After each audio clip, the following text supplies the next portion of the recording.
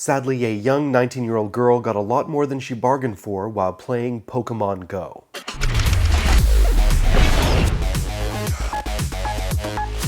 Pokemon Go is an augmented reality mobile game. Players capture, train, and battle with virtual Pokemon that they find throughout the real world. Shayla Wiggins jumped a fence to chase a Pokemon, but to her shock discovered a corpse floating in the water instead. Wiggins promptly called 911. She said, "I was pretty scared and cried for a while." Police later reported the man's death appeared to be an accidental drowning. What are the chances of a Pokemon appearing at the exact same spot of a floating corpse? The only way this story could get any more bizarre is if the man fell into the water while chasing a Pokemon himself. Let us know about your Pokemon adventures in the comments below. Just a couple weeks ago, we were lauding the virtues of the Samsung Galaxy S7 Active, but it turns out that it has failed a water resistance test spectacularly. The Samsung Galaxy S7 Active is advertised as being one of the most rugged devices on the market today. However, if Consumer Reports is correct in their findings, these claims might need to have an asterisk appended to them.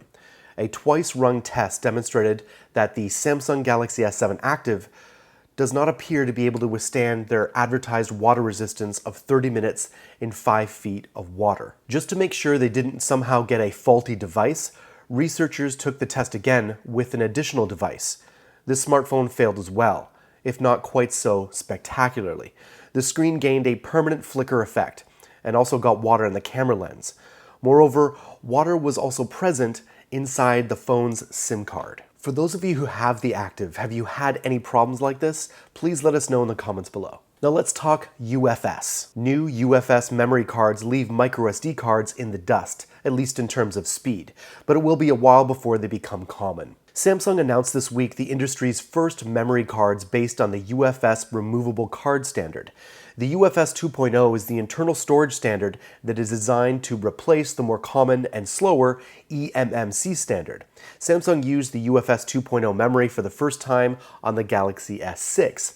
Now Samsung brings the same superfast standard to removable storage. Specifically, the 256GB UFS card provides sequential read speeds of up to 530 megabytes per second, which is 5 times higher than the typical microSD card, at least according to Samsung. The performance improvements carries over to write speeds as well, even more.